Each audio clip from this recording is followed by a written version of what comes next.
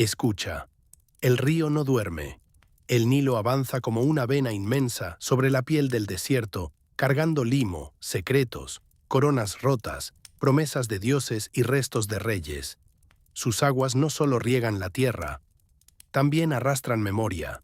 Y en sus orillas, donde la piedra aprendió a hablar antes que casi cualquier otro lugar del mundo, se levantó una mujer cuya sombra aún no acepta morir.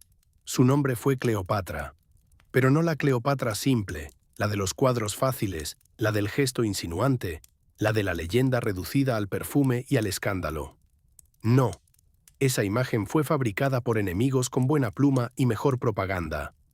La verdad, cuando se la mira de frente, resulta más feroz, más política, más peligrosa.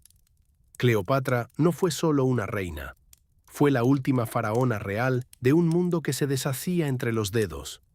Una gobernante nacida no para disfrutar de la herencia, sino para impedir el derrumbe.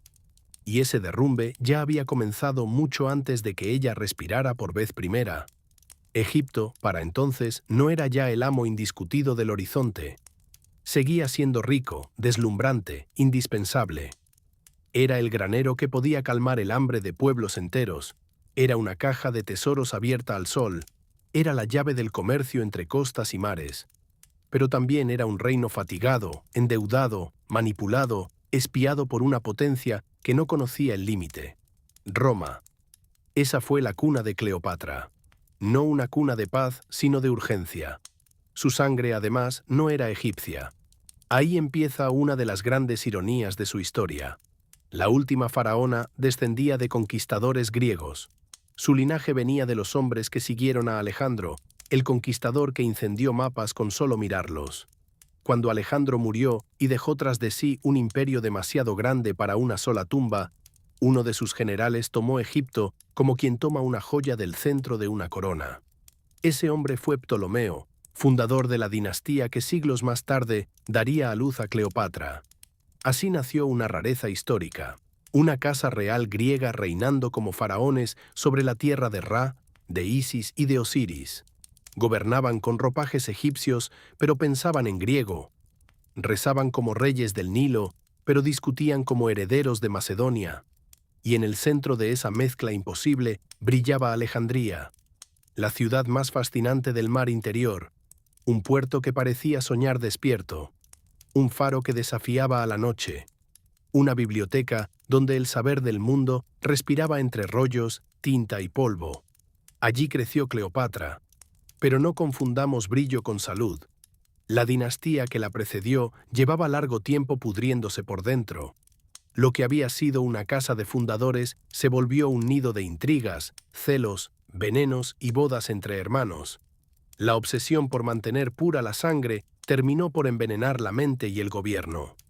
Los tronos cambiaban de manos entre susurros y cuchillos. La corte parecía vivir en un estado de fiebre constante. Nadie confiaba en nadie. Los aliados eran de barro. Los juramentos duraban menos que una copa de vino. Mientras tanto, Roma observaba. Roma no necesitaba todavía invadir con toda su fuerza. Le bastaba con prestar dinero, imponer condiciones, comprar voluntades y esperar. Sabía que Egipto valía más entero que incendiado. Quería su grano, quería su oro, quería su obediencia. Y para obtenerla no siempre hacían falta lanzas. A veces bastaban banqueros, tratados y deudas. El padre de Cleopatra entendió eso tarde y mal. Ptolomeo, llamado el flautista, fue un rey débil en una época que castigaba con crueldad la debilidad. Prefería la música al gobierno, el placer a la disciplina, el soborno a la autoridad. Para mantenerse en el trono, entregó a Roma fortunas que habrían podido alimentar ciudades enteras. Compró reconocimiento como quien compra aire, y el precio de esa falsa amistad fue la humillación de su reino. Cleopatra vio todo eso. Vio a su padre inclinarse ante hombres que despreciaban a Egipto mientras se beneficiaban de él. Vio al pueblo irritarse por los impuestos, por el derroche, por la sensación de que el trono ya no pertenecía a los dioses ni al país, sino al capricho de extranjeros. Vio que el oro, si se entregaba sin cálculo, no compraba respeto, solo aplazaba la caída. Esa fue su primera escuela. La segunda fue más poderosa todavía, el conocimiento.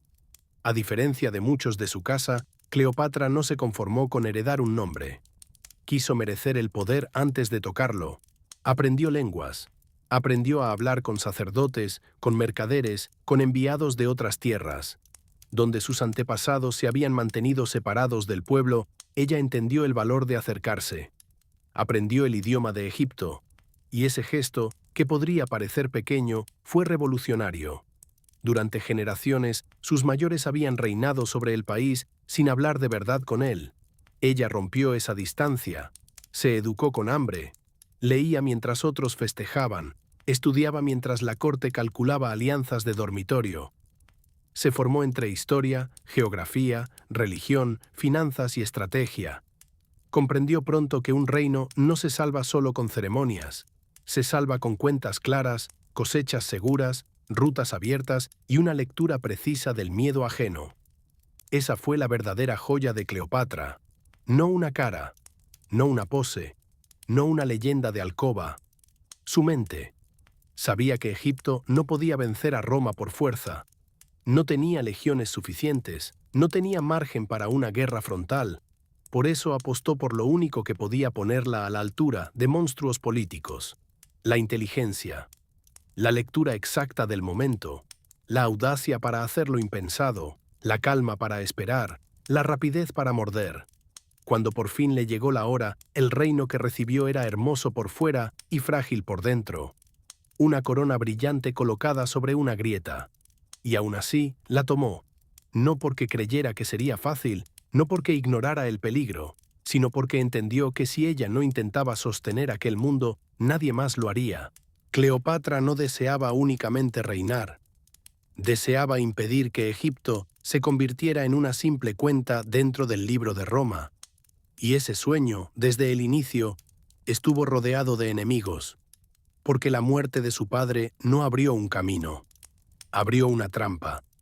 La muerte del flautista dejó tras de sí un silencio espeso, de esos que no anuncian paz, sino disputa. En su testamento, el rey había intentado sujetar con hilos débiles una casa que ya estaba resquebrajada. Ordenó que el trono fuera compartido entre su hija mayor, Cleopatra, y su hermano menor, todavía un niño. Era una solución típica de una dinastía enferma. Repartir el poder para fingir equilibrio. Pero en cortes como la de Alejandría, compartir significaba preparar la próxima traición. Además, el testamento incluía una humillación mayor. Roma quedaba como garante de aquel arreglo. No bastaba con que el soberano de Egipto dispusiera el futuro de su reino. Hacía falta que la potencia extranjera lo bendijera. Eso demostraba hasta qué punto la corona ya estaba cercada por manos ajenas. Cleopatra subió al trono siendo muy joven, pero no era ingenua. Tenía la edad de la fuerza recién nacida y la lucidez de quien ha visto demasiado temprano cómo funciona el mundo. Desde el primer día entendió que la lucha no sería solo contra su hermano, sino contra los hombres que hablarían a través de él. El niño rey tenía rostro. El verdadero poder tenía otros nombres. Uno era Potino, administrador astuto, viejo servidor de la corte, experto en esconder una daga detrás de una reverencia. Otro era Aquilas, hombre de armas, conductor de tropas, dueño de ese tipo de autoridad que solo respetan los soldados y temen los débiles. Y junto a ellos se movía también un maestro de palacio, un consejero formado en el arte de moldear voluntades jóvenes.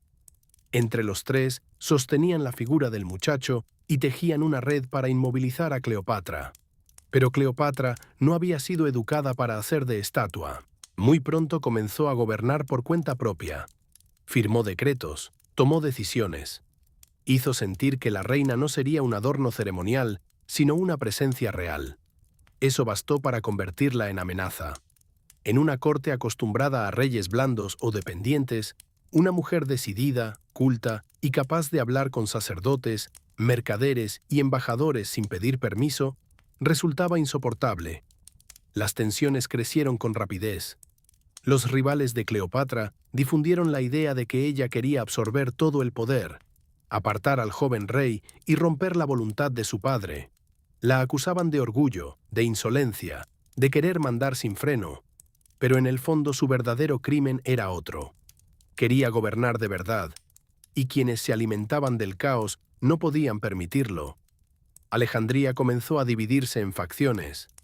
En los corredores se murmuraba, en los banquetes se mentía, en los patios del palacio se cruzaban miradas que ya eran amenazas. La ciudad más brillante del mar se iba llenando de un aire venenoso. Cada gesto tenía doble fondo. Cada palabra podía regresar convertida en prueba o en condena. Cleopatra comprendió entonces algo esencial. Permanecer en palacio, rodeada por enemigos que controlaban buena parte del aparato del reino, equivalía a esperar la asfixia. Si quería vivir, si quería conservar una posibilidad de volver, tenía que irse. Así comenzó su exilio. No fue una huida cobarde, fue un repliegue calculado. Un paso atrás para no ser devorada dentro de la jaula.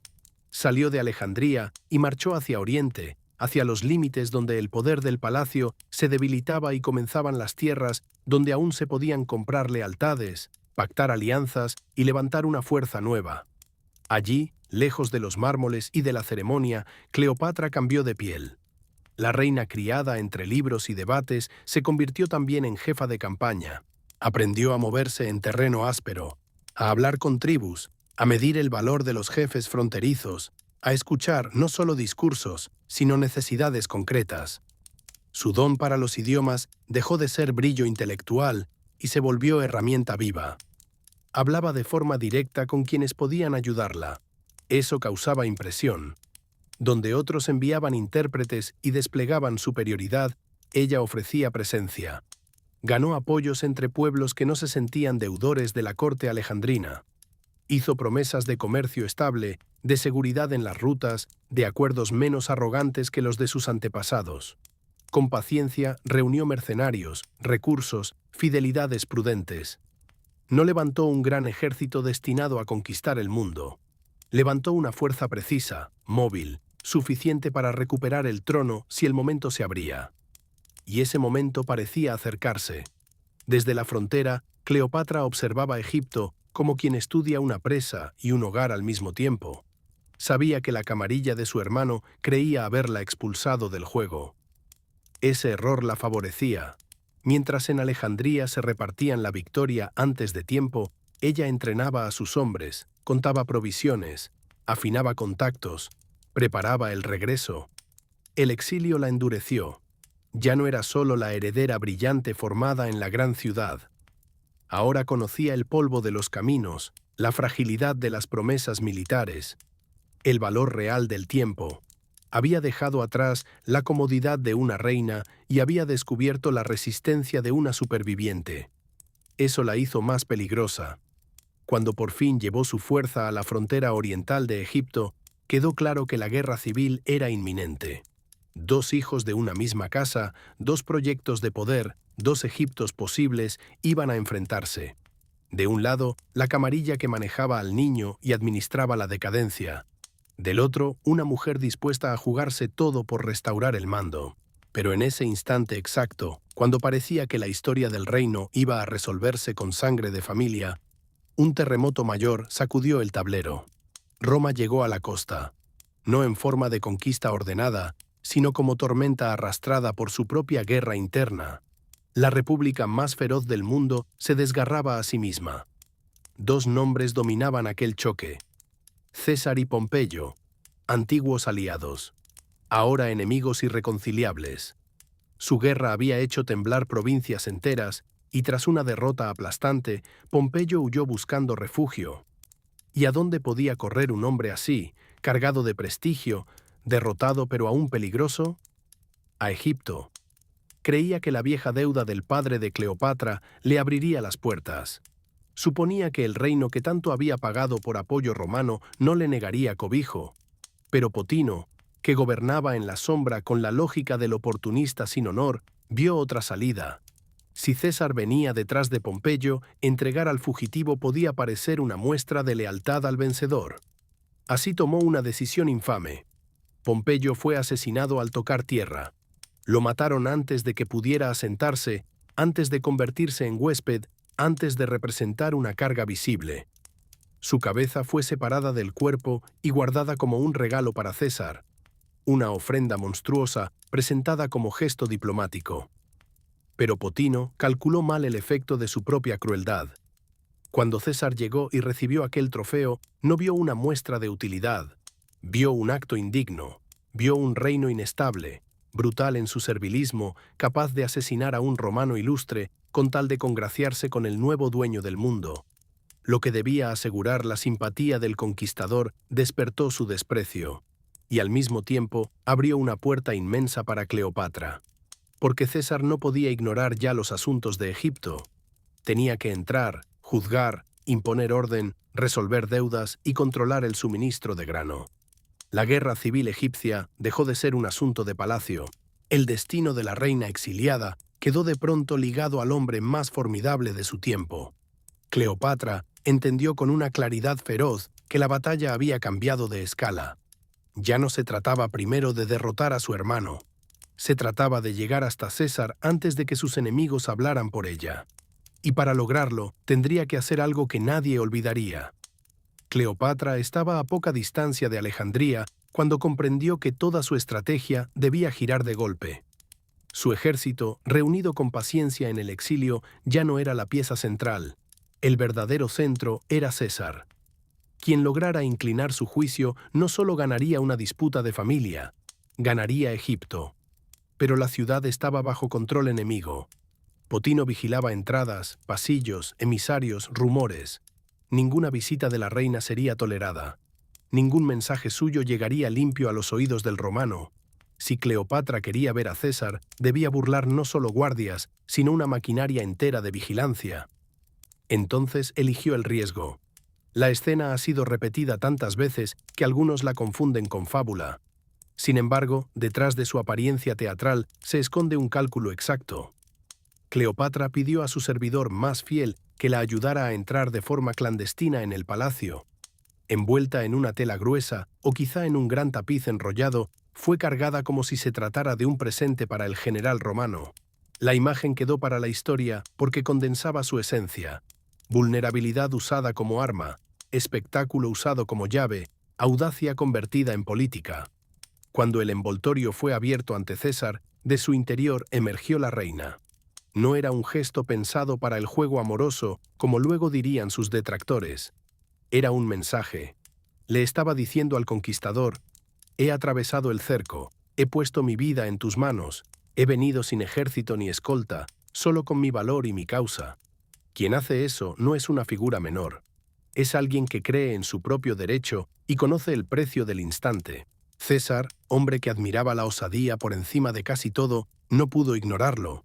Cleopatra habló, y cuando habló no presentó solo una súplica. Expuso un caso. El testamento de su padre había sido violado. El gobierno real estaba secuestrado por consejeros interesados. Egipto, pieza vital para la estabilidad del mar y para el pan de Roma, se hallaba en manos de hombres que habían asesinado a Pompeyo y sembrado el caos. Ella se ofrecía como solución, no como víctima, no como amante potencial, no como ornamento exótico, como la única gobernante capaz de restaurar el orden. César escuchó. Aquel momento decidió mucho más de lo que parecía, porque el romano ya estaba irritado por la torpeza sangrienta de Potino.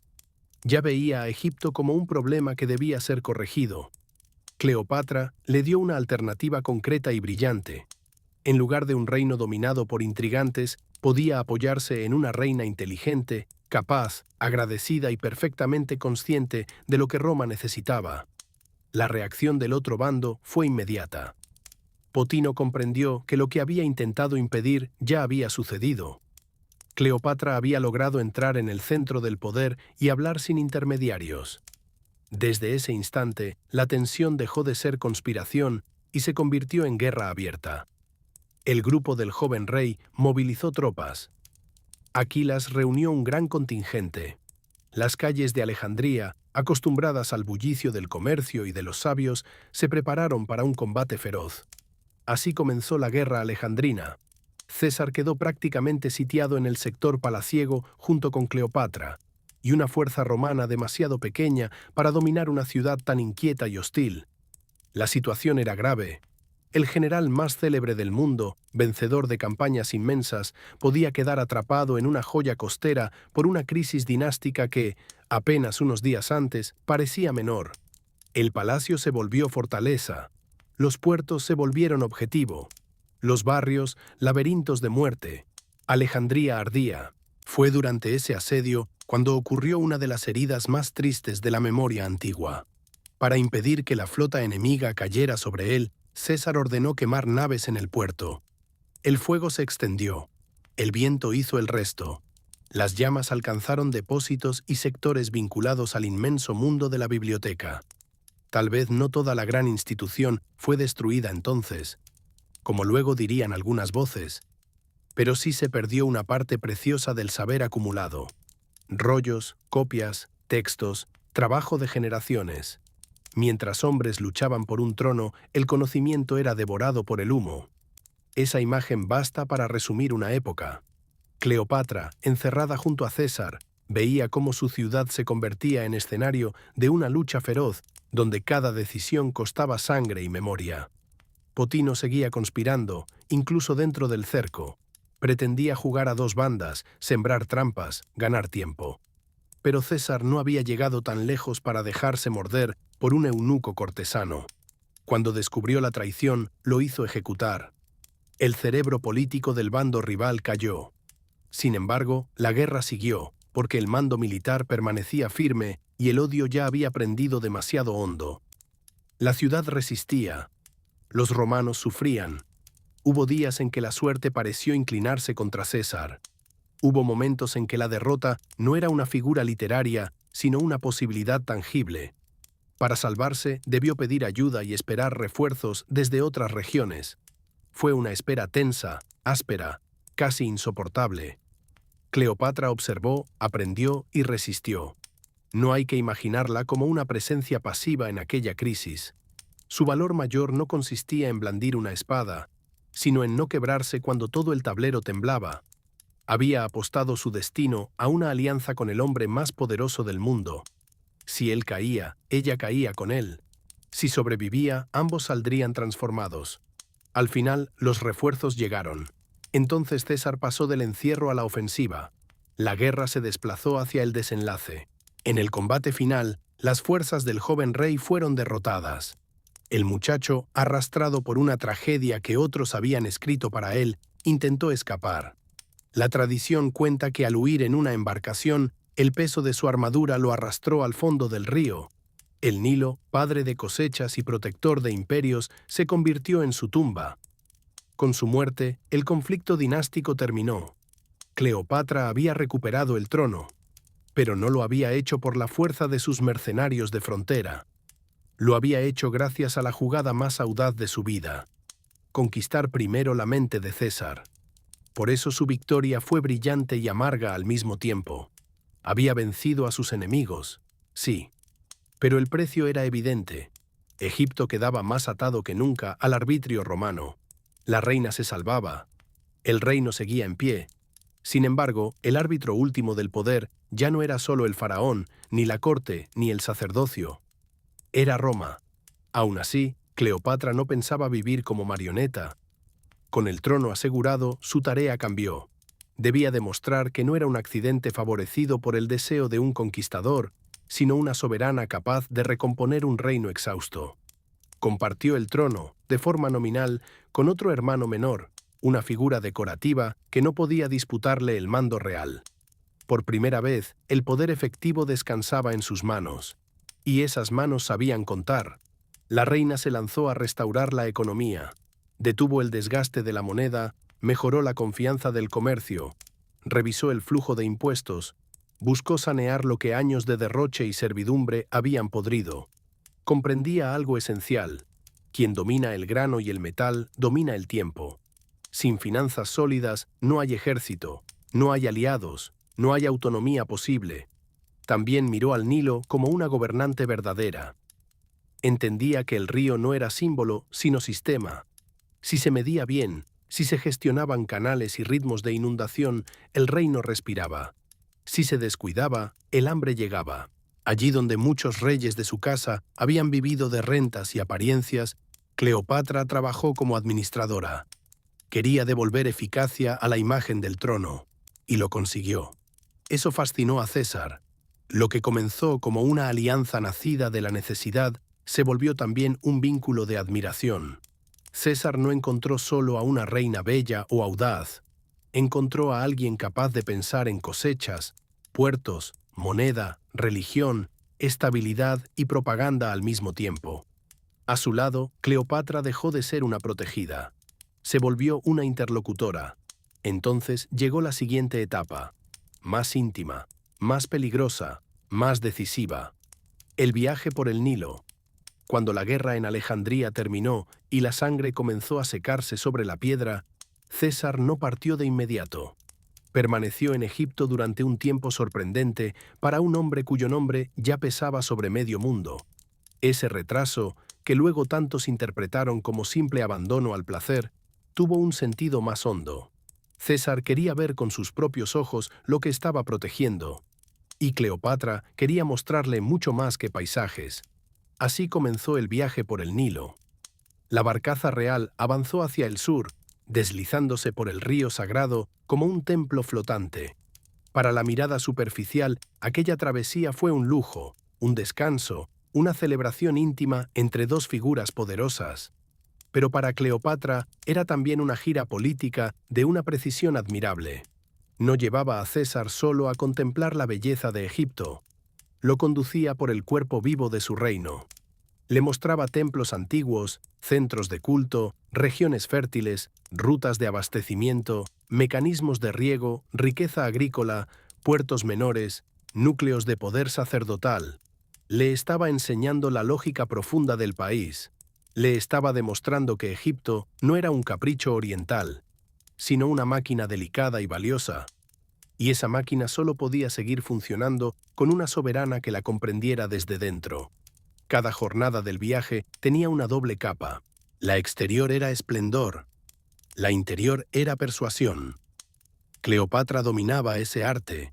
Ante César se presentaba al mismo tiempo como reina helenística y faraona viva. Podía hablarle en el lenguaje político de Roma y luego volverse, ante su pueblo, encarnación de una continuidad sagrada. Su fuerza estaba precisamente en esa capacidad de habitar varios mundos a la vez. Ella era Macedonia y Egipto, biblioteca y templo, moneda y ceremonia, cálculo y escena. Es probable que entre ambos surgiera afecto real. Sería absurdo negar la intensidad humana de una relación así. César admiraba la inteligencia y la energía. Cleopatra, por su parte, había encontrado en él algo raro. Un hombre capaz de entender que el poder no se mantiene solo con herencia, sino con visión. Pero incluso si existió ternura, nunca desplazó la utilidad política de la alianza. Su vínculo no fue una distracción, fue una estructura, y de esa estructura nació un niño. Poco después de la partida de César, Cleopatra dio a luz a un hijo al que llamó Ptolomeo César. El mundo lo recordaría con un nombre que era casi un desafío.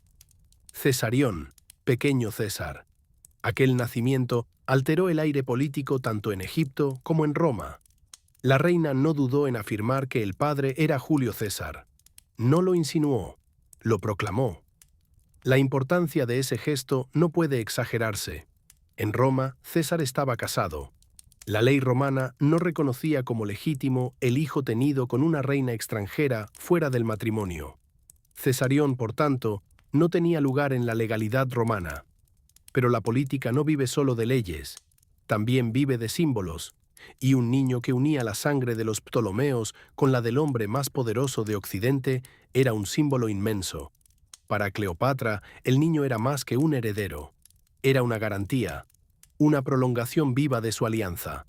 La prueba de que Egipto no estaba simplemente sometido a Roma, sino enlazado a su centro mediante una línea de sangre. Criarlo como heredero de dos mundos era una forma de empujar la historia en una dirección nueva.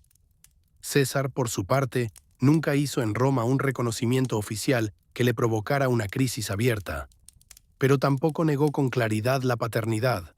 Ese silencio calculado dejó espacio para que Cleopatra usara el nombre de César como parte de su legitimidad. No era una victoria completa, pero bastaba. Con el niño en brazos y el trono bajo control, la reina dio otro paso audaz. Aceptó viajar a Roma. No fue una visita inocente ni una excursión sentimental. Fue una aparición calculada en el corazón mismo del poder. Cleopatra llegó acompañada por su hermano consorte nominal y por el pequeño Cesarión. Se instaló en una villa ligada a César. Su sola presencia en la ciudad agitó a todos. Para unos era un prodigio de lujo, inteligencia y exotismo. Para otros, una amenaza intolerable. Roma no sabía cómo mirarla. Los conservadores la detestaban. Veían en ella la imagen de todo aquello que la vieja moral republicana temía. Monarquía, riqueza desmedida, influencia femenina, costumbres orientales, fascinación de un líder por una reina extranjera. La ciudad había soportado guerras, dictaduras y pactos brutales, pero la visión de Cleopatra, instalada cerca del centro del poder, desataba un miedo especial, porque no podían reducirla a una cortesana cualquiera. Su sola presencia decía otra cosa. Decía que César no gobernaba solo para Roma, gobernaba ya con una amplitud imperial que superaba las costumbres antiguas. El gesto más provocador fue la estatua. César permitió que se alzara una imagen de Cleopatra asociada a la figura de Isis, colocada en un espacio sagrado ligado al linaje juliano.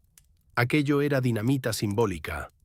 Para la sensibilidad romana, poner a una reina extranjera en semejante cercanía con el culto y la grandeza de César equivalía a admitir que no era una invitada menor, sino parte de una nueva gramática del poder. Y esa nueva gramática horrorizó a muchos. Los enemigos de César ya temían que su dominio absoluto se volviera realeza abierta. La presencia de Cleopatra y de Cesarión parecía confirmar sus peores visiones. Comenzaron a imaginar una monarquía oriental, una dinastía nueva, un heredero biológico donde el heredero legal aún no estaba del todo asentado. El rumor hizo el resto. En las sombras de Roma, la república herida se llenó de hombres convencidos de que solo el asesinato podría detener el cambio. Así llegó el día fatal. César fue apuñalado en pleno corazón político de la ciudad. Los conspiradores dijeron defender la libertad. En realidad abrían una puerta al caos. Para Cleopatra, el golpe fue inmediato y brutal. De un instante a otro, perdió al hombre que protegía su posición en Roma y sostenía el equilibrio más delicado de su estrategia. Su situación se volvió mortal. Era extranjera, era reina, era madre del hijo que muchos consideraban una amenaza. Permanecer en Roma significaba exponerse a la furia, al secuestro, quizá a la muerte. No esperó. No imploró. Reunió a su gente, tomó a su hijo y partió de regreso a Egipto con la velocidad de quien comprende que un solo día de duda puede costar la vida. Ese regreso fue otra muestra de su instinto. Lejos de Roma, en Alejandría, podía volver a mandar. Podía conservar el control del reino mientras la república se desgarraba de nuevo. Pero antes debía ordenar su propia casa. El joven hermano con quien compartía el trono era ya poco útil. Su existencia solo ofrecía a futuros enemigos una pieza para intrigas nuevas. Al poco tiempo murió. Las fuentes no son claras y la historia sospecha. Con razón. El resultado favorecía demasiado a Cleopatra como para no imaginar la mano del cálculo. Entonces la reina tomó una decisión inmensa. Elevó a Cesarión al trono junto a ella. El niño pasó a ser no solo su hijo, sino su compañero de corona. Era una declaración al mundo. Cleopatra decía con ese acto que el heredero vivo de su proyecto no era ya un Ptolomeo menor sin peso, sino el hijo del gran César. En medio de la tormenta romana, Egipto se afirmaba como reino independiente con una línea de sucesión que miraba a Oriente y a Occidente al mismo tiempo. Mientras tanto, Roma entraba en una nueva lucha. Los asesinos de César no habían restaurado el viejo orden. Habían soltado un incendio. Y de ese incendio emergieron nuevos dueños del tablero. Entre ellos, uno iba a cambiar por completo el destino de Cleopatra. Marco Antonio. Después del asesinato de César, Roma no recuperó la calma. Se fragmentó otra vez en ambición, miedo y venganza. Los hombres que habían clavado sus dagas en el cuerpo del dictador creyeron abrir una puerta hacia la libertad antigua, pero solo habían multiplicado el hambre de poder. Muy pronto surgió una nueva alianza para castigar a los asesinos y repartir el mundo romano. Así nació el segundo triunvirato. 3 hombres tomaron las riendas: Octaviano, joven, frío, paciente, heredero adoptivo de César; Lépido, menos brillante, útil por su posición y sus apoyos; y Marco Antonio, general carismático, veterano, impulsivo, con la estatura militar y emocional de un hombre hecho para las campañas y para el exceso. Entre ellos distribuyeron territorios, funciones y rivales. El occidente quedó de un lado, el oriente del otro, y allí, en Oriente, volvía a aparecer el nombre de Cleopatra. Antonio necesitaba dinero. Esa es una de las verdades más simples y más decisivas de esta historia. Las guerras romanas se alimentaban de hombres, sí, pero sobre todo de plata, grano, animales, barcos, armas y botines. Después de años de conflictos, las arcas estaban tensas y los veteranos exigían pago. Para asegurar su poder, Antonio necesitaba un sostén económico inmenso, y no había en todo el Oriente un tesoro comparable al de Egipto. Pero no se trataba solo de riqueza. Cleopatra era también una figura incómoda para el nuevo orden. Había sido aliada de César. Era madre de su hijo. Había permanecido expectante durante la nueva guerra civil, midiendo cada paso. Antonio no podía ignorarla ni dejarla libre del todo. Necesitaba saber si sería aliada, amenaza o ambas cosas al mismo tiempo. Por eso la convocó. La cita fue en Tarso. No sonó a invitación amable, sonó a requerimiento. Cleopatra debía presentarse ante el nuevo amo de Oriente y responder por su conducta en tiempos recientes. Era una forma de situarla, de marcar jerarquía, de obligarla a entrar en escena bajo su mirada. Pero la reina ya conocía bien la textura de la política romana. Sabía que acudir como una súbdita temblorosa equivalía a perder antes de hablar. Entonces hizo lo que mejor sabía hacer. Transformó la llegada en un golpe de poder. Retrasó su aparición. Lo bastante para tensar la espera. Lo bastante para que la impaciencia trabajara a su favor. Y cuando al fin se dejó ver, no lo hizo con modestia. Surgió navegando como si no respondiera a un llamado, sino como si concediera una audiencia. Su nave parecía una visión: popa dorada, velas teñidas con riqueza, remeros marcando el ritmo con una elegancia casi ritual, perfumes en el aire, servidores dispuestos como figuras de un cuadro vivo. Y en el centro de esa escena estaba ella. No llegó vestida como mujer que pide clemencia. Llegó como encarnación de poder, como Afrodita para la mirada griega, como Isis para la mirada egipcia, como reina para cualquiera que entendiera algo de símbolos. El mensaje era impecable. No soy una vasalla que viene a ser juzgada. Soy una soberana que sabe su valor. Antonio quedó deslumbrado, no solo por la belleza de la escena, sino por la inteligencia que había detrás. Él era hombre de campamento, de bravura frontal, de banquete áspero y gesto amplio. Estaba acostumbrado a jefes, no a apariciones calculadas con semejante maestría. Cuando intentó imponer el protocolo invitándola a cenar, Cleopatra invirtió el juego y lo invitó ella a su propia mesa. Lo hizo entrar en su mundo. Y una vez dentro, lo rodeó con lujo, agudeza y visión. Esa noche fue decisiva. La reina no se limitó a fascinarlo con esplendor. Le habló de política, de rutas, de finanzas, de la necesidad de estabilizar Oriente, del valor de Egipto como base para cualquier gran empresa militar. Antonio no vio solamente a una mujer notable, vio una alianza, vio oro, vio barcos, vio un orden posible, y además vio placer, cultura, refinamiento, juego. Cleopatra le ofrecía el paquete completo: recursos, inteligencia, brillo, compañía, legitimidad oriental.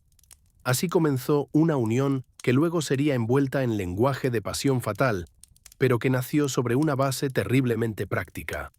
Antonio la siguió a Alejandría. Pasó con ella una temporada larga, y en aquel invierno la corte egipcia se transformó en escenario de una fusión extraña y magnética. Antonio empezó a vivir no como un magistrado romano, sino como un señor oriental. Adoptó fiestas, símbolos, ceremonias, juegos de identidad casi divinos. Él, con su gusto por el vino, la euforia y la energía desbordante, encajó en el papel de Dioniso. Ella reforzó su figura de Isis. Juntos construyeron una imagen destinada a deslumbrar a Oriente y a escandalizar a Roma.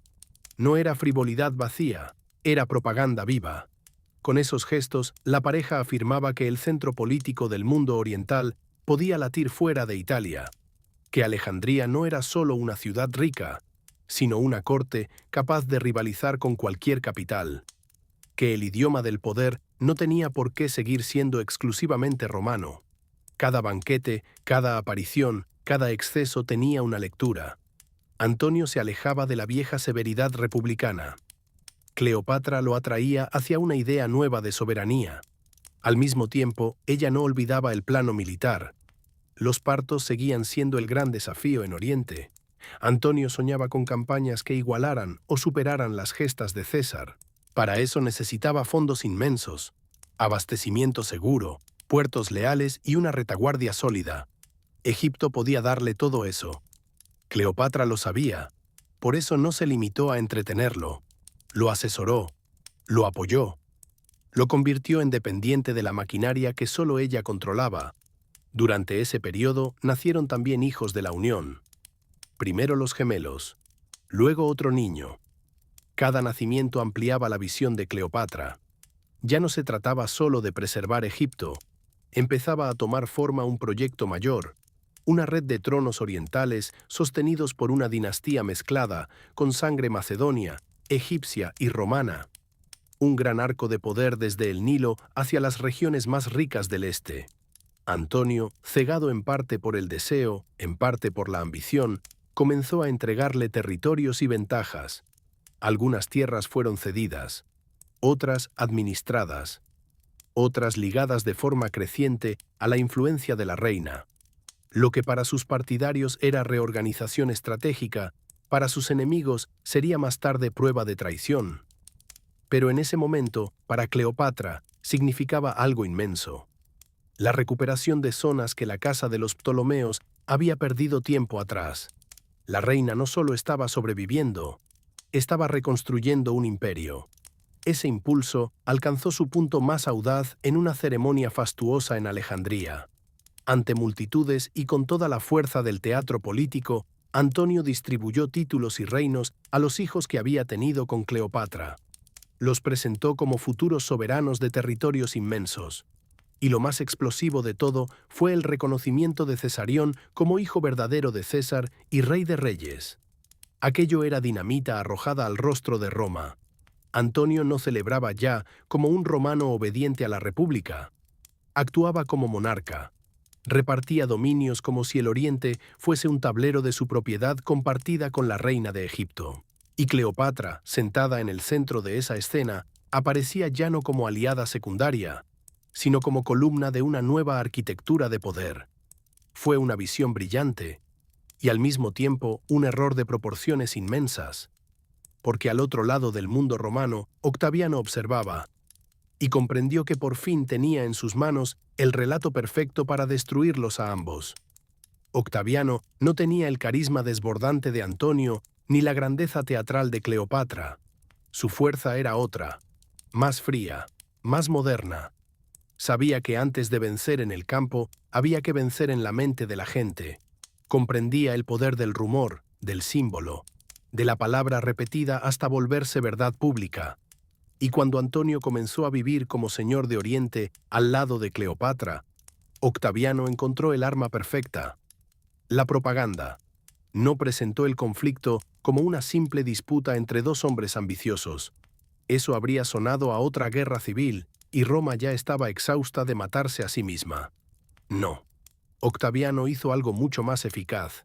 Transformó a Cleopatra en el enemigo central. Convirtió a Antonio en un romano degradado por una reina extranjera. Y convirtió la lucha por el poder en una cruzada moral para salvar a Roma de una amenaza oriental. La maniobra fue brillante y cruel. Según ese relato, Antonio ya no era un general romano con proyectos propios. Era un hombre sometido, un esclavo del lujo, un juguete en manos de una soberana extranjera. Se decía que había abandonado la austeridad romana por perfumes, copas, tejidos finos, dioses ajenos y ceremonias blandas. La acusación más venenosa era siempre la misma. Había dejado de ser romano. Para una sociedad obsesionada con la virilidad política, esa imagen era devastadora. Un hombre dominado por una mujer ya resultaba ridículo, pero dominado por una reina extranjera, por una figura asociada al oro, al deseo y a lo desconocido, era todavía peor. Octaviano repitió esa idea hasta incrustarla en la sensibilidad de la ciudad. Antonio fue descrito como un traidor a su sangre, a sus deberes, a sus dioses, a su esposa romana, a su lugar natural en el mundo. Y Cleopatra, mientras tanto, fue elevada al papel de gran amenaza. No la pintaron como una estratega. No la mostraron como la gobernante que saneaba monedas, medía el Nilo y negociaba rutas comerciales. Eso habría sido admitir su verdadera dimensión. En cambio, la propaganda la redujo y la deformó a la vez. La volvió hechicera, seductora, depredadora. Una reina cuya cama valía más que un ejército. Una mujer capaz de embrujar a líderes y torcer el rumbo de Roma con astucia femenina y artes oscuras. A Octaviano le convenía presentar la guerra no contra Antonio, sino contra Cleopatra. Así podía evitar la incomodidad de parecer un romano luchando otra vez contra otro romano por el mando supremo. Resultaba mucho más útil vender la imagen de una patria asediada por una soberana oriental que soñaba con trasladar el centro del poder a Alejandría, con someter al pueblo romano y con fundar una dinastía híbrida sobre las ruinas de la vieja república. Las donaciones de Alejandría le dieron el material ideal. La escena de Antonio repartiendo reinos entre los hijos de Cleopatra, reconociendo a Cesarión y actuando como rey, fue presentada como prueba definitiva de que el general había cruzado una línea sin retorno. Ya no servía a Roma, servía a Egipto. Ya no defendía las provincias, las entregaba. Ya no honraba a César, promovía a un heredero rival en la figura del hijo biológico de Cleopatra. Ese punto era delicadísimo. Octaviano basaba su legitimidad en su vínculo legal con César. Era el heredero por adopción, el continuador del nombre, el joven que podía reclamar la herencia política. Pero Cesarión, aunque incómodo para la ley romana, llevaba en la sangre una amenaza simbólica mayor. Era el hijo natural. Si esa idea crecía, el edificio de Octaviano podía agrietarse. Por eso la proclamación de Cesarión como hijo legítimo de César fue para él algo más que un insulto. Fue una alarma. Entonces dio el siguiente paso. Consiguió apoderarse del testamento de Antonio. El acto fue ilegal, casi sacrílego según las normas de la ciudad, porque el documento estaba en custodia sagrada. Pero Octaviano no se detuvo ante eso. Lo hizo leer en público, y su contenido cayó sobre Roma como una campana de escándalo. Allí estaban confirmados los títulos otorgados a los hijos de Cleopatra.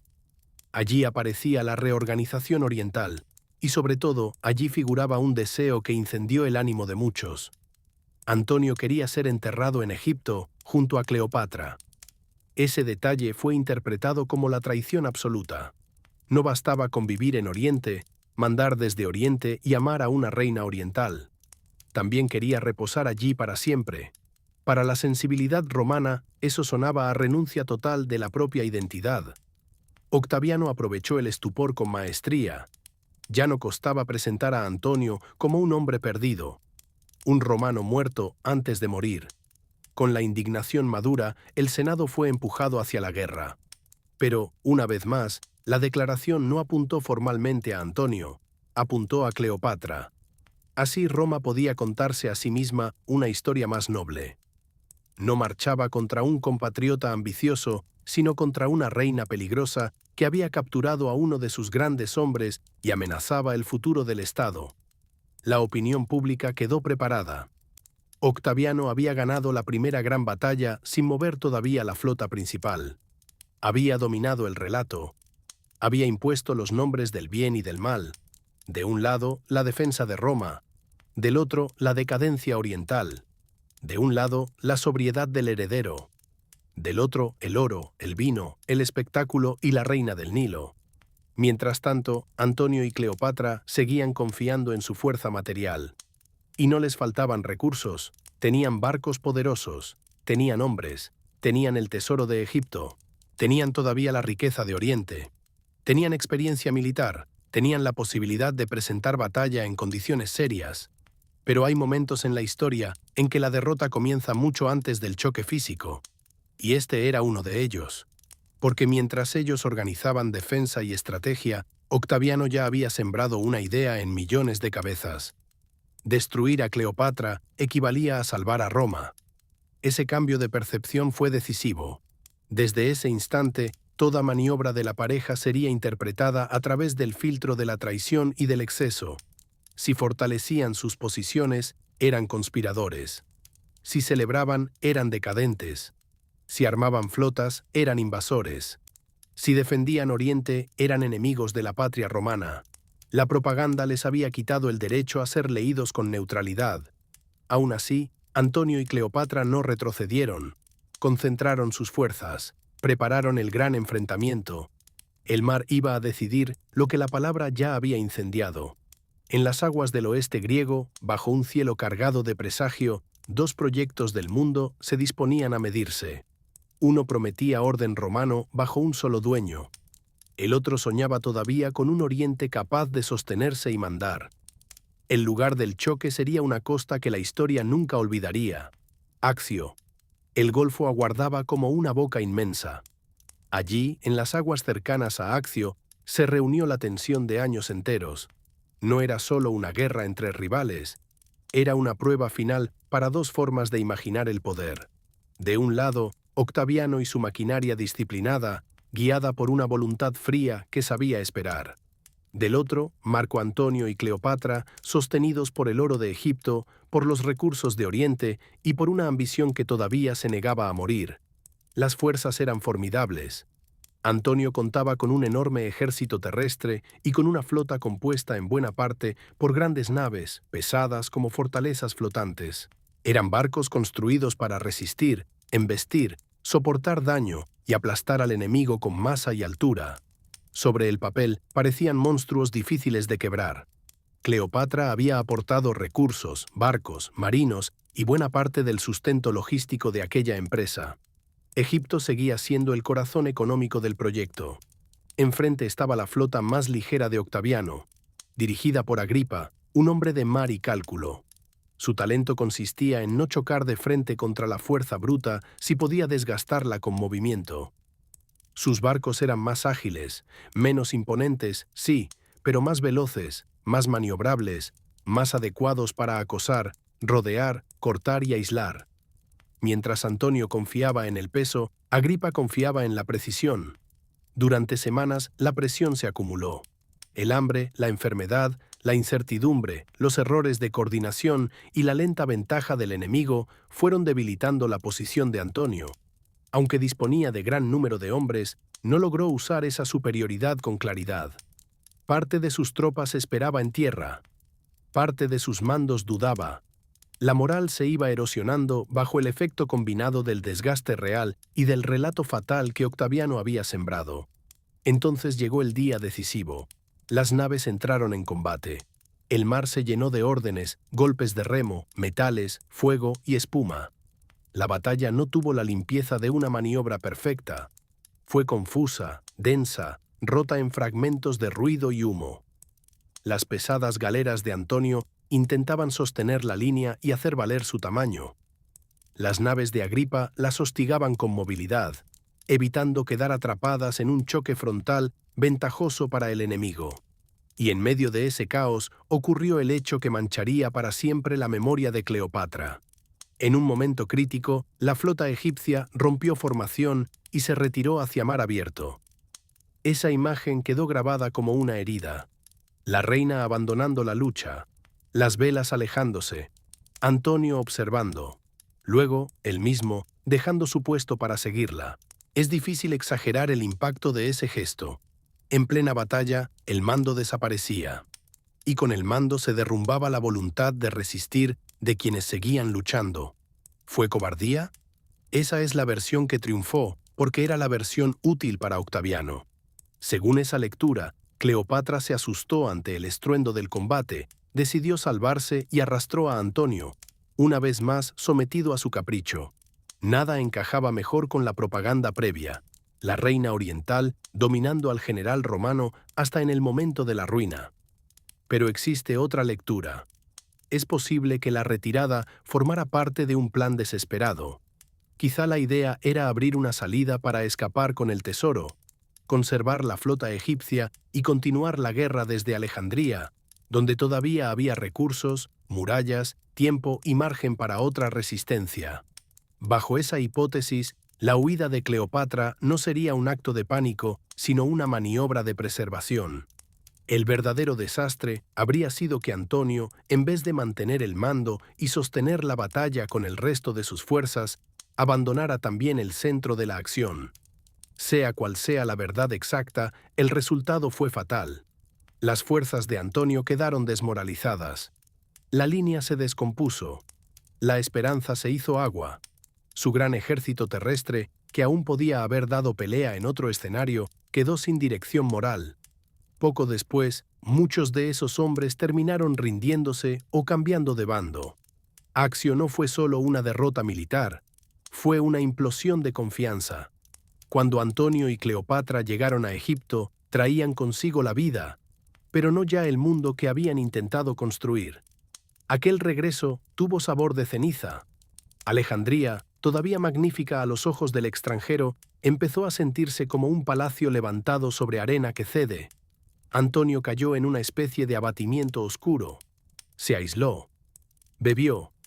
Miró su destino como quien contempla una tormenta demasiado grande para ser enfrentada.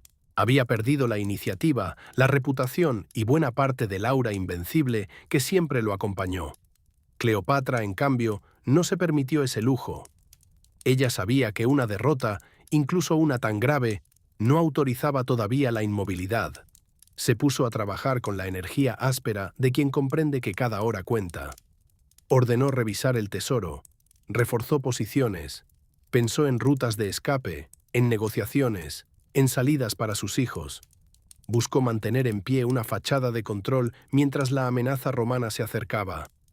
Fue entonces cuando apareció una de las imágenes más extrañas y humanas de su final, la creación de una especie de hermandad última, una sociedad destinada a vivir intensamente bajo la certeza de la muerte próxima. Ya no era el círculo de fasto y juego de otros tiempos. Ahora el trasfondo era diferente. Banquetes sí, pero bajo la sombra del fin.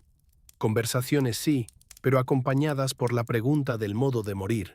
Había en ello desafío, cansancio y una forma peculiar de dignidad. Si todo estaba perdido, al menos no entregarían el alma antes de tiempo. Mientras tanto, Cleopatra intentó abrir una vía con Octaviano. No lo hacía por ingenuidad. Lo hacía porque un soberano inteligente explora incluso las puertas más frías antes del abismo. Le ofreció riqueza. Le hizo llegar señales de su misión posible. Trató de salvar, si no su poder completo, al menos un resto.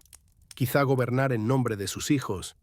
Quizá mantener a Cesarión con vida y en el trono bajo alguna fórmula aceptable. Incluso barajó separarse de Antonio como moneda de cambio. Pero Octaviano no buscaba un acuerdo real. Su objetivo era absoluto. Quería Egipto entero, quería el tesoro, quería cerrar de una vez la larga secuencia de guerras civiles, y quería, además, el trofeo supremo. Cleopatra viva en Roma, encadenada en su desfile triunfal, convertida en prueba visible de que Oriente había sido derrotado y humillado. La reina empezó a comprenderlo. Octaviano hablaba con amabilidad calculada, con promesas ambiguas, con frases que abrían una esperanza mientras la vaciaban por dentro. Era un cazador paciente. Necesitaba evitar que huyera o se suicidara demasiado pronto. Necesitaba mantenerla al alcance. La sombra de la invasión se hizo cada vez más nítida. Los barcos de Octaviano avanzaban. Las lealtades en torno a Antonio se debilitaban. Egipto, que durante tanto tiempo había resistido mediante ingenio, riqueza y alianzas, se acercaba al momento en que todo eso ya no bastaría. La caída no iba a llegar con estruendo heroico. Iba a llegar con deserciones, rumores, puertas abiertas y un cansancio mortal. Y cuando al fin Octaviano pisara Alejandría, el mundo de Cleopatra quedaría reducido a una pregunta última: ¿cómo perder sin ser destruida del todo? El año final cayó sobre Egipto como una tapa de bronce. Ya no había horizontes amplios, solo opciones cada vez más estrechas. Octaviano avanzaba con la paciencia del vencedor seguro. No necesitaba prisa. Cada día trabajaba a su favor. Cada rumor desgastaba a Antonio. Cada silencio enfriaba una alianza. Mientras tanto, en Alejandría, Cleopatra seguía moviendo piezas sobre un tablero casi consumido. Antonio intentó reaccionar. Hubo en él un último espasmo de orgullo militar. Quiso reunir fuerza, mostrarse todavía capaz de un golpe decisivo, fingir ante sus hombres y ante sí mismo que la historia podía torcerse una vez más. Pero el tiempo del mando sólido había terminado. La confianza no se ordena como una marcha. Se gana, y él la había perdido en Accio. La fractura se hizo visible cuando las tropas empezaron a desertar. No todas a la vez, no de forma dramática al principio. Fue más bien un deslizamiento, un aflojamiento de la voluntad, un cálculo individual repetido por cientos. La caballería comenzó a mirar hacia el lado del vencedor. Las fuerzas navales vacilaron.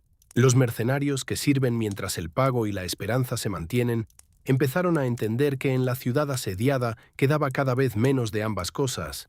Y un amanecer, la traición dejó de ser sospecha para convertirse en escena. Unidades enteras pasaron al enemigo. Barcos que debían resistir izaron señales de rendición. La línea de defensa se derritió antes del choque final. Alejandría, tan orgullosa, tan compleja, tan llena de mármol, humo, saber y comercio, se abrió como una herida. Octaviano entró casi sin necesidad de una carnicería completa.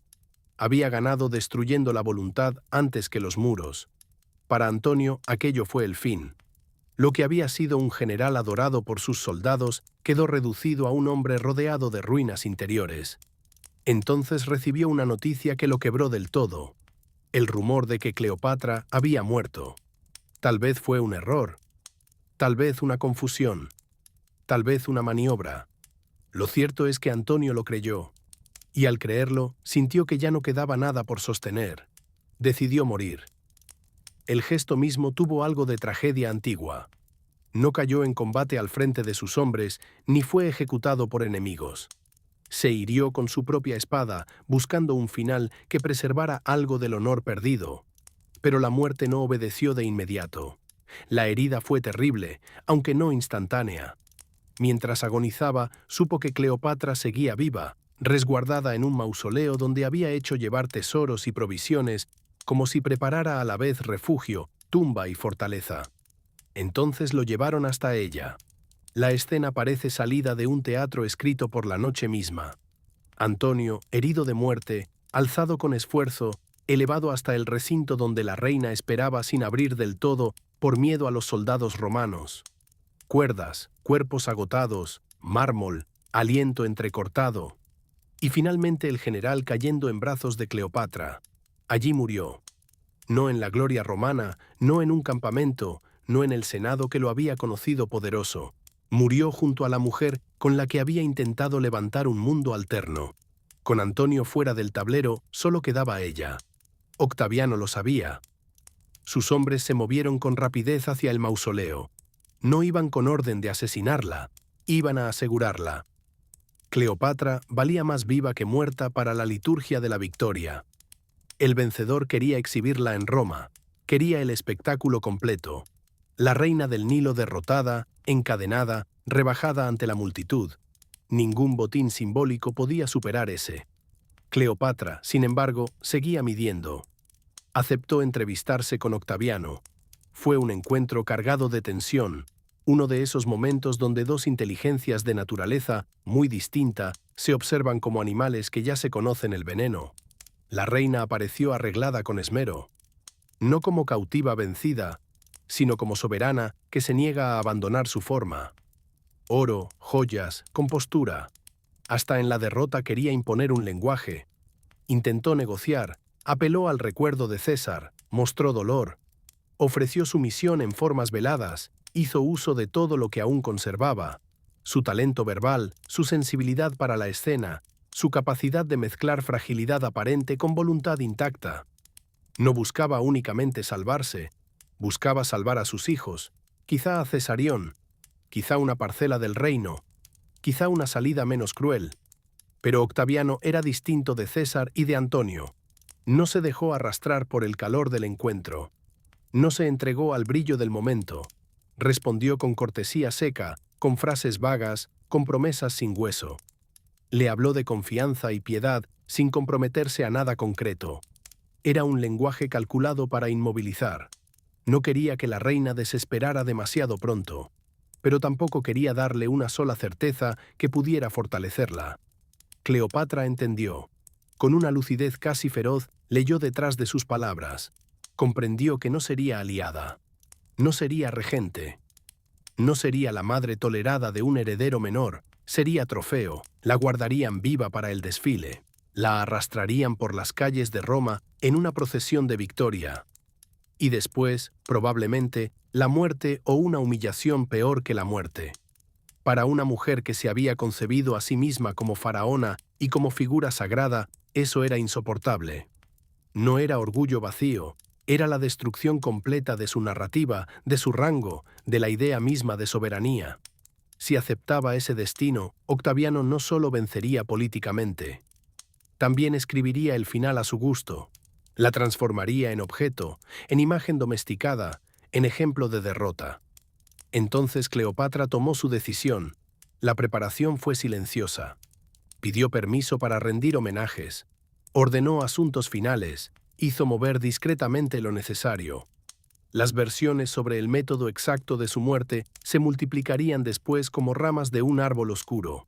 Una serpiente escondida entre frutos. Un veneno compuesto con saberes de Alejandría. Una aguja untada con sustancia letal. Tal vez nunca sepamos con certeza qué instrumento usó.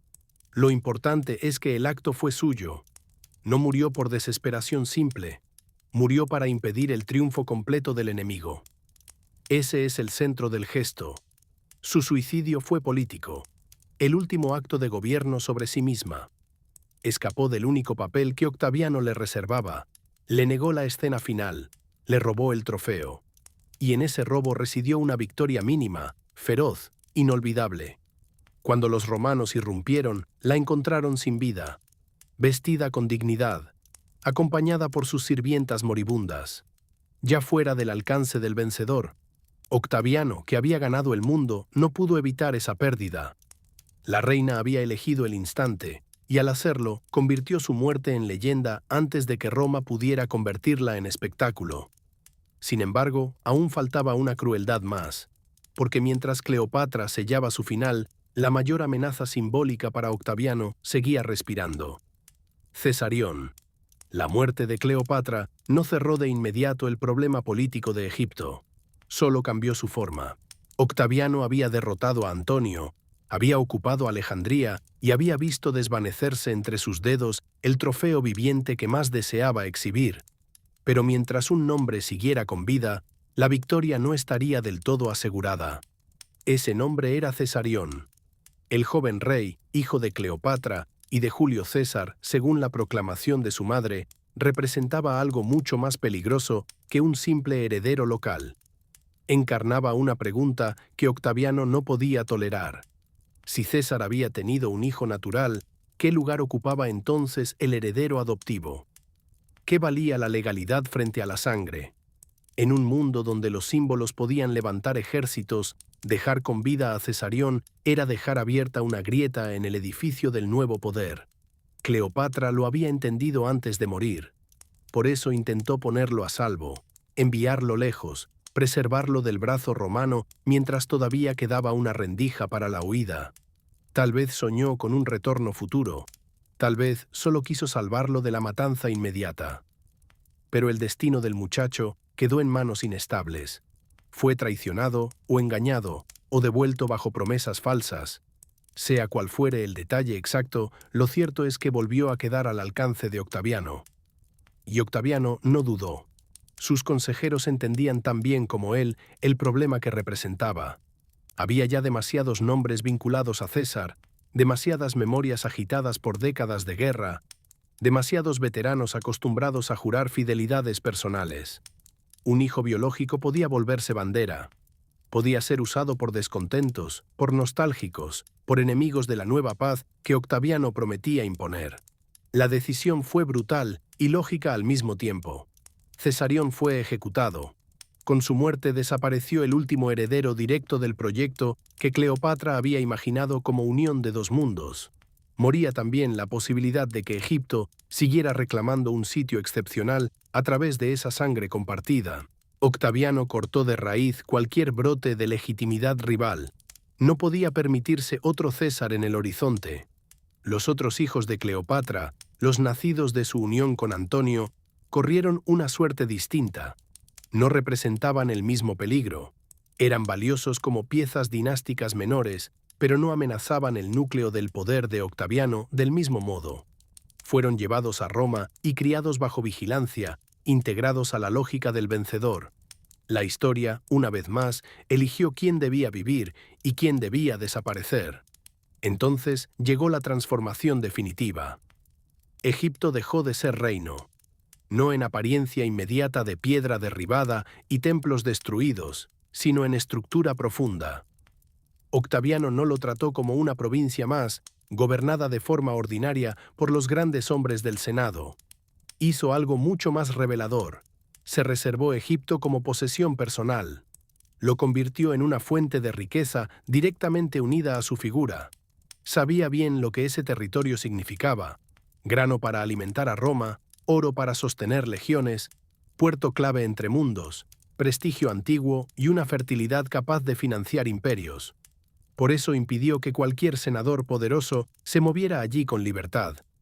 Egipto pasó a ser un espacio vigilado, administrado por funcionarios de confianza, cerrado en buena medida a las ambiciones de otros nobles romanos. Octaviano entendía que quien controlara el Nilo podría, en caso extremo, desafiar al centro mismo del poder. No pensaba repetir errores del pasado. Si Roma iba a reinar, Egipto sería el cofre del nuevo amo. Con ese acto se extinguió algo enorme. No solo la dinastía de los Ptolomeos, no solo la independencia política de un reino. También terminó la última gran monarquía heredera del mundo nacido tras Alejandro.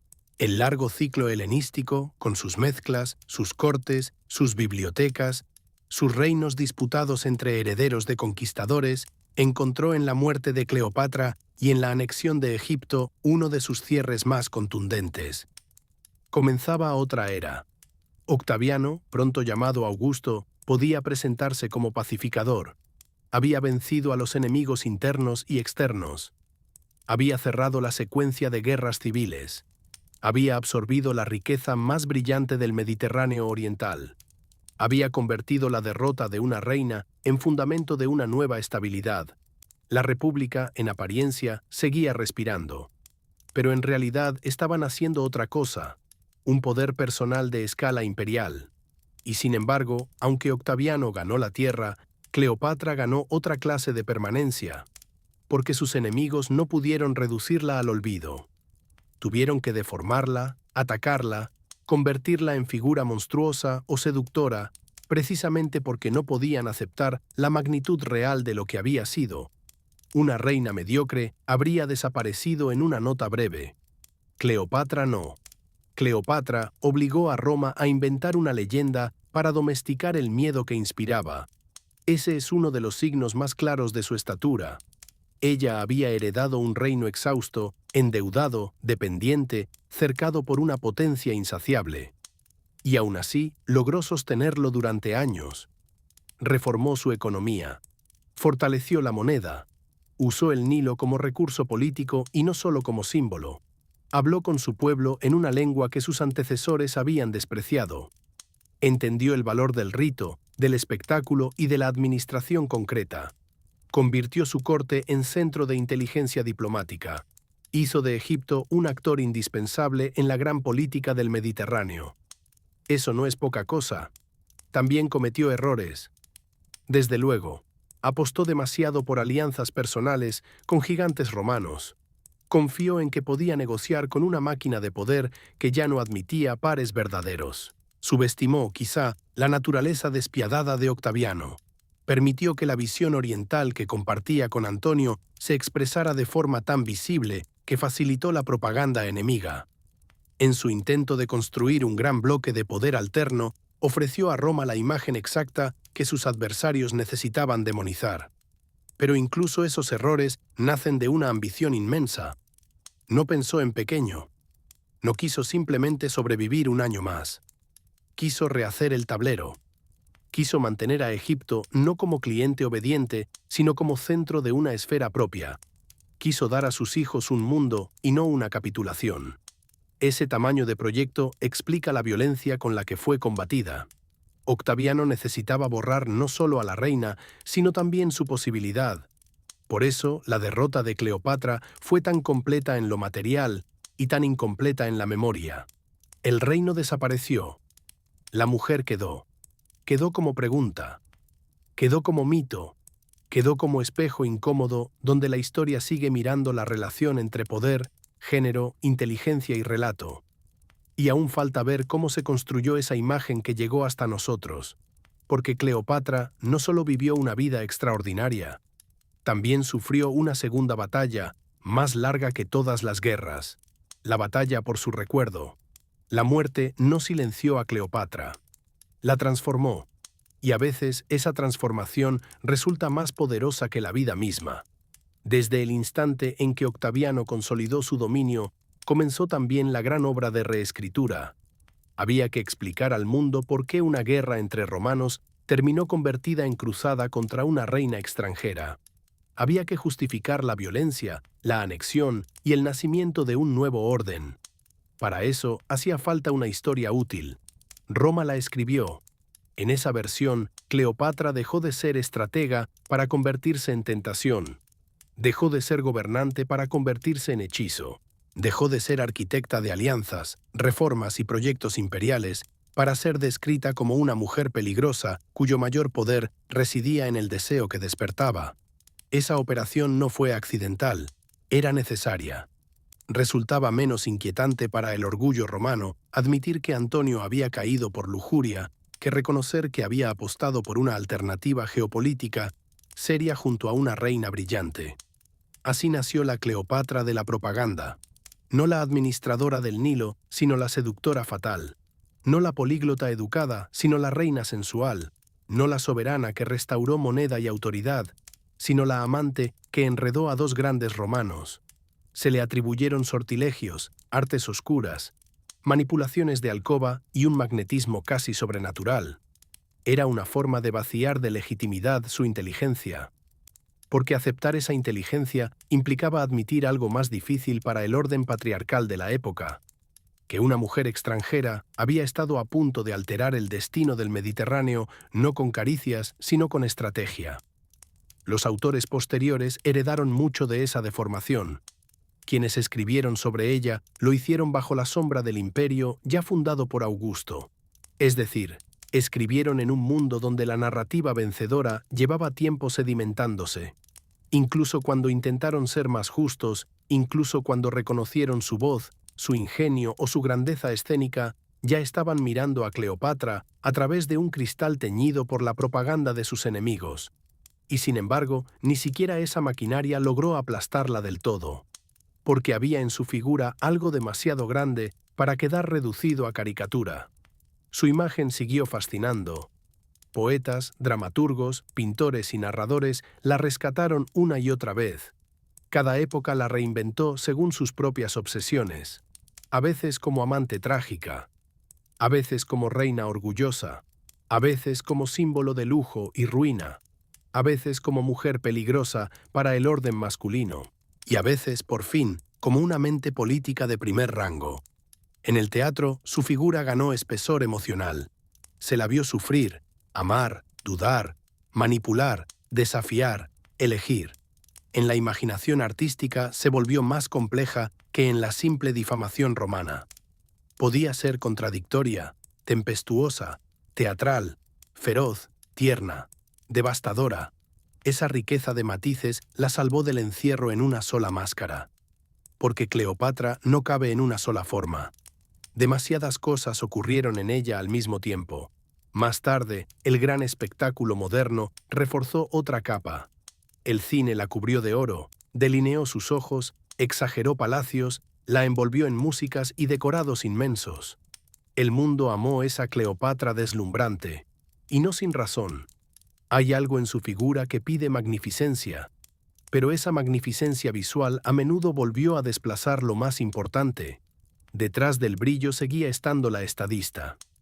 Detrás de la pose seguía latiendo la mujer que entendía cosechas, puertos, legitimidad, propaganda, impuestos, alianzas y herencias de poder. Por eso la pregunta persiste. ¿Fue seductora o líder? La respuesta más honesta es simple. Fue una líder que supo usar la seducción como una herramienta más dentro de un repertorio político mucho más amplio. La escena, el encanto, la teatralidad, el impacto sensorial, todo eso formaba parte de su arsenal. Pero reducirla a eso equivale a confundir el estuche con la espada. Cleopatra no buscó amantes por capricho, buscó alianzas donde se decidía la supervivencia de su reino. Entró en relación con los hombres más poderosos de su tiempo porque su posición lo exigía y porque supo leer mejor que nadie el precio del momento. Su gran tragedia no fue amar demasiado, fue comprender demasiado bien el peligro y aún así no tener opciones fáciles. Sabía que Egipto no podía vencer solo. Sabía que Roma acabaría por extender la mano sobre el Nilo. Sabía que cada año de independencia costaba maniobras, concesiones, cálculos, riesgos extremos. Eligió entonces la apuesta más audaz: influir desde dentro del torbellino romano, usar la necesidad de los poderosos, convertirse en pieza indispensable. Y durante un tiempo funcionó. Eso la vuelve extraordinaria. No porque saliera siempre victoriosa, sino porque logró resistir donde muchos habrían sido absorbidos sin dejar rastro. Convirtió un reino quebrado en un actor central. Sostuvo la independencia más de lo que parecía posible. Entendió la unión entre economía y símbolo, entre administración y mito, entre maternidad dinástica y estrategia imperial. Supo que gobernar no es solo mandar, es también narrar, hacer creer, encarnar. En eso fue magistral. Su final tampoco puede leerse como simple derrota romántica. Su suicidio no fue el gesto teatral de una mujer abandonada por sus pasiones. Fue una decisión de soberana. La última. Rechazó ser exhibida como objeto del vencedor. Eligió cerrar ella misma el relato, y ese acto dio forma definitiva a su leyenda. Octaviano ganó el territorio, ella le arrebató la escena culminante. Por eso seguimos hablando de Cleopatra. No porque fuera la más hermosa, como repitieron siglos de simplificación, sino porque fue una de las personas más intensas, complejas y políticamente hábiles de la antigüedad. Nos obsesiona porque se mueve en el límite exacto entre historia y mito, porque desafió el orden de su época con las armas que tenía, porque fue extranjera y central a la vez, porque fue reina en un mundo de generales, porque perdió el imperio y ganó la eternidad de la memoria. Y todavía queda una última cosa por decir, no sobre su muerte, ni sobre Roma, ni sobre sus amores, sino sobre el eco de su figura en el gran relato del poder femenino. Porque Cleopatra no pertenece solo al pasado remoto. Su sombra sigue interrogando nuestro presente, sigue preguntando qué ocurre cuando una mujer no acepta el papel que la historia quiere imponerle. Sigue demostrando que muchas veces el mundo prefiere recordar a una mujer poderosa como peligrosa o deseable, antes que reconocerla como brillante. Ese tal vez sea su triunfo más amargo y más duradero. La última parte cierra la historia y deja el juicio final. Soy susurros del pasado. Después de Cleopatra, Egipto siguió existiendo. El Nilo siguió creciendo y retirándose. Los templos siguieron recibiendo luz. Alejandría continuó siendo un faro de saber, comercio y mezcla. Pero algo esencial se había roto. El país ya no hablaba con voz soberana en el concierto de los grandes poderes. La corona desapareció como voluntad propia. El reino antiguo quedó reducido a engranaje de una máquina ajena. Ese silencio fue el verdadero triunfo de Roma. Las legiones ocuparon el lugar de los viejos ejércitos. El grano del valle alimentó la capital del nuevo orden. El oro de Egipto ayudó a financiar la paz imperial que Augusto ofrecería como remedio a décadas de guerra. Los prefectos sustituyeron a los reyes. La administración reemplazó a la dinastía. Y lo que durante siglos había sido una potencia con memoria sagrada, se volvió cofre, granero y ruta bajo vigilancia. Así terminó la independencia. Pero no terminó la pregunta, porque la figura de Cleopatra siguió creciendo precisamente allí donde Roma quiso reducirla. Cuanto más la presentaron como mujer fatal, más evidente se volvió que había algo más. Cuanto más la transformaron en fábula sensual, más se filtró la verdad de su inteligencia. Cuanto más la acusaron de seducir, más quedó claro que el verdadero temor que inspiraba no nacía de su cuerpo, sino de su capacidad de actuar en el centro mismo de la política mundial. Cleopatra obliga a mirar de frente una incomodidad antigua. Cuando una mujer ejerce poder con decisión, rara vez se le concede el mismo lenguaje que a los hombres. Si es hábil, se la llama manipuladora. Si es firme, se la llama peligrosa. Si entiende el deseo como recurso político, se la castiga por aquello que en un hombre sería celebrado como astucia. La historia que la rodeó está atravesada por ese mecanismo. Sus enemigos no se conformaron con derrotarla. Tuvieron que volverla sospechosa para siempre, y aún así no pudieron borrarla. No pudieron porque su vida contiene una energía demasiado grande. Fue la última llama de una época que se resistía a apagarse. Una reina nacida en una dinastía decadente que en lugar de aceptar el derrumbe, trató de reconstruir. Una mujer que entendió antes que muchos hombres de su tiempo cómo funcionaba el poder real. Una soberana que usó el conocimiento como arma principal. Una mente capaz de hablar con sacerdotes, marinos, comerciantes, soldados y cónsules sin perder el hilo de una visión mayor. Esa visión era simple en su raíz y enorme en su alcance. Salvar a Egipto de convertirse en presa fácil. No lo logró al final. Esa es la verdad.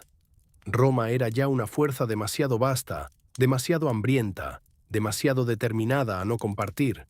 Pero si medimos su valor solo por el desenlace, seríamos injustos con casi todos los grandes derrotados de la historia. Hay derrotas que revelan más grandeza que muchas victorias. Y la de Cleopatra pertenece a esa clase. Durante años sostuvo un equilibrio improbable. Transformó un reino endeudado en un actor capaz de negociar de igual a igual con los hombres más temibles de su siglo. Recuperó autoridad interna. Dio al trono una imagen de competencia que se había perdido. Restauró la relación con la población local al romper la distancia lingüística de sus antepasados. Construyó alianzas de una audacia casi inconcebible. Soñó un Oriente fuerte, enlazado por sangre, riqueza y estrategia. Falló. Sí, falló, pero falló intentando algo inmenso. Su mayor error fue quizás apostar el destino final de su reino a una lucha abierta contra la fuerza que ya estaba devorando el mundo. Al unirse por completo a Antonio, y al permitir que esa alianza adoptara formas visibles de monarquía oriental, ofreció a Octaviano el material ideal para destruirla ante la opinión romana. Tal vez una prudencia mayor habría extendido la vida de Egipto algunos años más. Tal vez. Pero también es posible que el monstruo imperial terminara por tragárselo de todos modos. Roma no sabía convivir mucho tiempo con iguales ricos. Cleopatra eligió no disminuirse. Eso la condenó y la elevó. Por eso, 2000 años después, sigue viva en la imaginación humana. Porque encarna algo que no envejece. La lucha entre la voluntad individual y las corrientes inmensas de la historia. El choque entre una mente decidida y un sistema que la supera en fuerza material, pero no siempre en grandeza moral. El conflicto entre la imagen impuesta por los vencedores y la verdad más compleja que se niega a desaparecer. No fue una santa. No fue una víctima pura. No fue una diosa caída del cielo ni un monstruo salido del deseo masculino. Fue algo mucho más interesante. Fue una gobernante real, de carne, cálculo, ambición, brillo, miedo, coraje y contradicción. Y justamente por eso, su figura nos sigue llamando, porque en ella el poder femenino no aparece como adorno, sino como centro. Porque en ella la inteligencia no es secundaria, sino decisiva. Porque en ella la política no se reduce a tronos heredados, sino a decisiones tomadas al borde del abismo, y porque en ella la muerte misma se volvió una declaración de soberanía. La última faraona perdió su reino, pero no entregó su dignidad. Perdió la guerra, pero no dejó que el enemigo escribiera solo el final. Perdió el mundo visible, pero ganó algo que Augusto jamás pudo confiscarle: la eternidad del símbolo. Quizá ahí reside el verdadero núcleo de su leyenda, no en la alfombra, no en la serpiente, no en el beso, no en el escándalo, sino en la mente, en esa mente capaz de mirar a Roma, comprender su apetito y aún así atreverse a desafiarla, en esa mente que surgió de una corte enferma para intentar curar un reino, en esa mente que supo que el oro, la palabra, la escena y la voluntad podían pesar tanto como las espadas, en esa mente que eligió su propio final antes que vivir como trofeo. Esa fue Cleopatra, y yo soy susurros del pasado.